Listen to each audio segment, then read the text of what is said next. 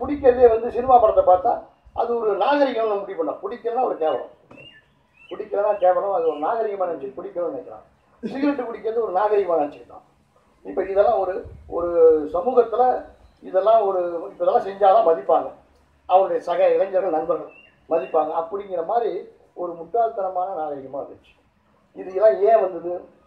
குடிக்கிறது ஒரு நாகரிகம், சிகரெட்டு குடிக்கிறது நாகரிகம், இந்தமாரி பேண்டு போடுறது அப்படி பண்ணிக்கிறது நாகரிகம்னா ஏன்னா உனக்குன்னு ஒரு கொள்கை இல்லை, உனக்குன்னு ஒரு லட்சியம் இல்லை, உனக்குன்னு ஒரு போராட்ட நோக்கம் இல்லை.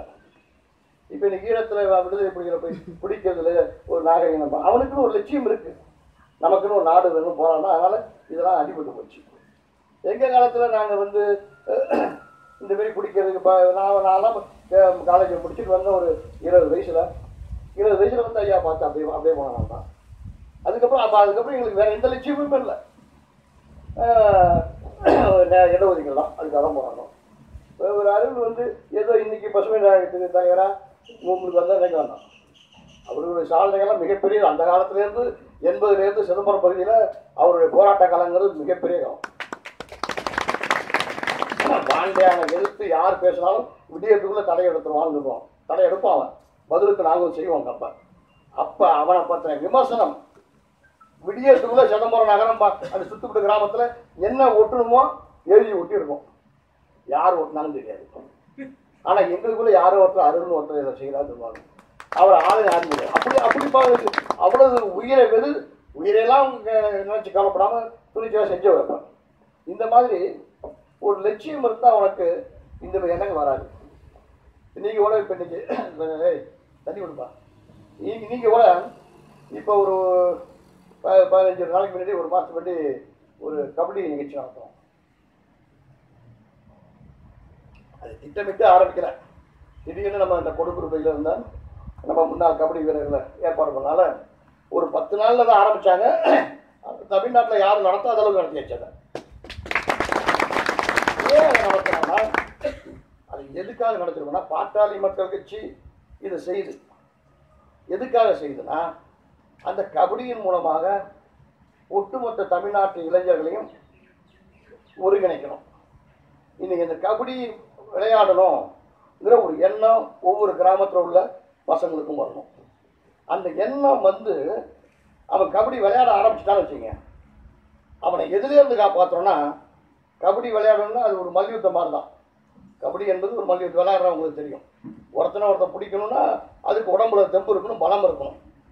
அப்போ வந்து நம்ம கபடியில் பெரிய வீரர் ஆகணும்னு ஒரு எண்ணம், லட்சியம் வந்து அவன் எல்லா கிராமங்களையும் இந்த கபடியை விளையாட ஆரம்பிச்சிட்டானா கண்டிப்பாக அந்த பிடிக்கிறது புகைப்பிடிக்கிறது நிப்பாட்டிடுவோம். இது நடக்குமா இல்லையா? கண்டிப்பாக பிடிக்கிறது புகைப்பிடிக்க நிப்பாட்டிடுவோம்.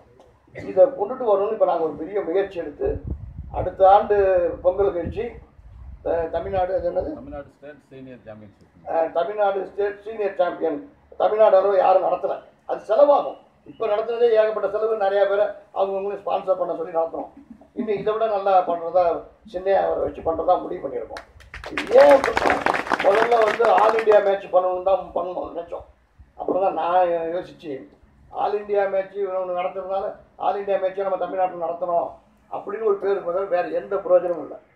தமிழ்நாடு டீமை ஒருங்கிணைச்சி மேட்ச் நடத்தணும்னா அதுலேருந்து ப்ரோ கபடிக்கு ஆள் செலக்ட் பண்ணுறோம். இந்த கபடி வச்சாதான் செலக்ட் பண்ண முடியும். இதை செலவு பண்ணி நடத்துகிற அளவுக்கு இன்றைக்கி தமிழ்நாடோட கபடி சங்க கழகம் அவங்கள்ட்ட அந்த ஒரு ஃபைனான்ஸ் பண்ணி நடத்துறது இல்லை. அதை நாங்கள் நடத்தி தரோம், எங்கள் சென்னையா தலைவர் நடத்தி தரோம் அப்படின்னு சொல்லி இது வந்து தமிழ்நாடு அளவில் நடத்துகிறவங்க போது ஜாதி மதத்துக்கு அப்பாற்பட்டு தமிழ்நாட்டு இளைஞர்களுக்கு ஒரு ஊக்குவிச்சல் மாதிரி இதை வந்து நாம தான் செய்கிறோம், பாட்டாளி பற்றி தான் செய்யுது.